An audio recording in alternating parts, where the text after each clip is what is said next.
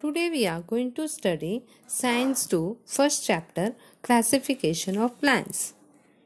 How have living organisms been classified?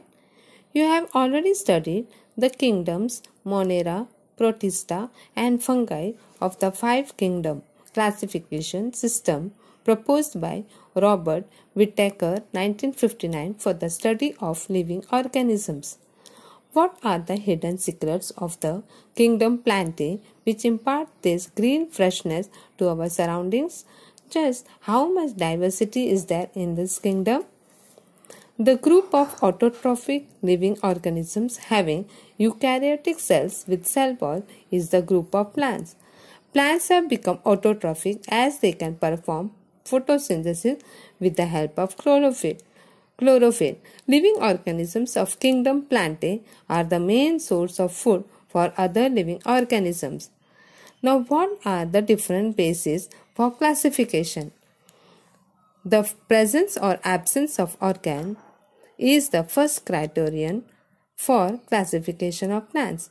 The presence or absence of separate conducting tissues for conduction of water and food is the next consideration for classification. Do the plants bear seeds? If they do, then whether the seeds are enclosed in a fruit or not is also an important criterion for classification. Finally, plants are grouped depending upon the number of cotyledons in the seeds.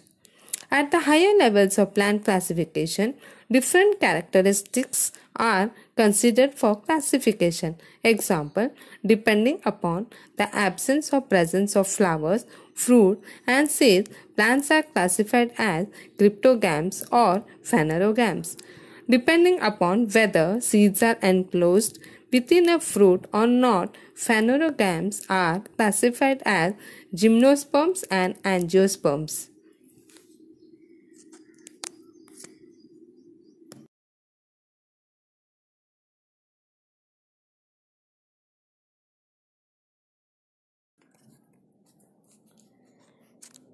In the next part, we shall see that angiosperms are further classified as monocots or dicots depending upon the number of cotyledons in seeds.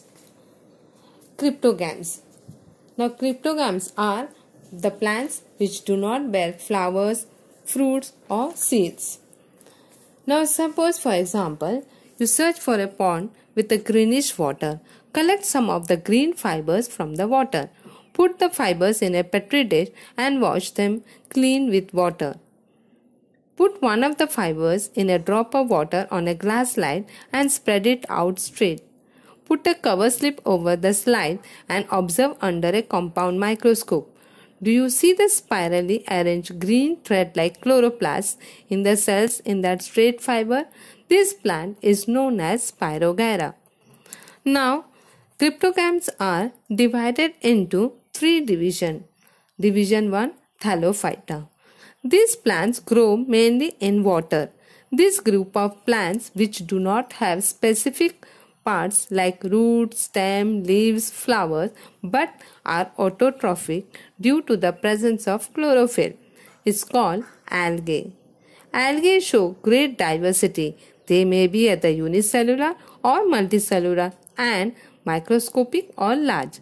Examples of algae are Spirogyra, Ulothrix, Alba, Sargassum, etc. Some of these are found in fresh water while some are found in saline water. These plants usually have a soft and fiber-like body. Various types of fungi like yeast and molds which do not have chlorophyll are also included in this group. Next division, Bryophyta. You may have seen a lush green soft carpet on old walls, bricks and rocks in the rainy season. Scrape it gently with a small ruler, observe it under a magnifying lens and discuss. This group of plant is called the amphibians of the plant kingdom because they grow in moist soil but need water for reproduction. These plants are thalloid, multicellular and autotrophic. They reproduce by spore formation. The structure of the plant body of bryophytes is flat, ribbon-like, long, without true roots, stem and leaves.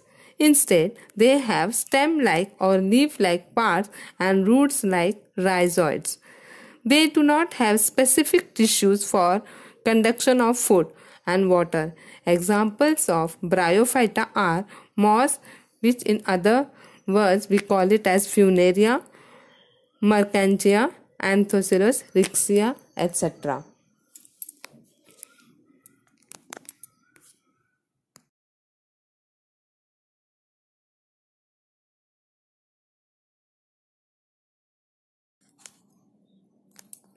You may have seen ferns among the ornamental plants in a garden. Take a leaf of a fully grown fern and you observe it. Now we shall see the third division, Pteridophyta. Plants from this group have well-developed roots, stem and leaves and separate tissues for conduction of food and water, but they do not bear flowers and fruits. They reproduce with the help of spores formed along the back or posterior surface of the leaves.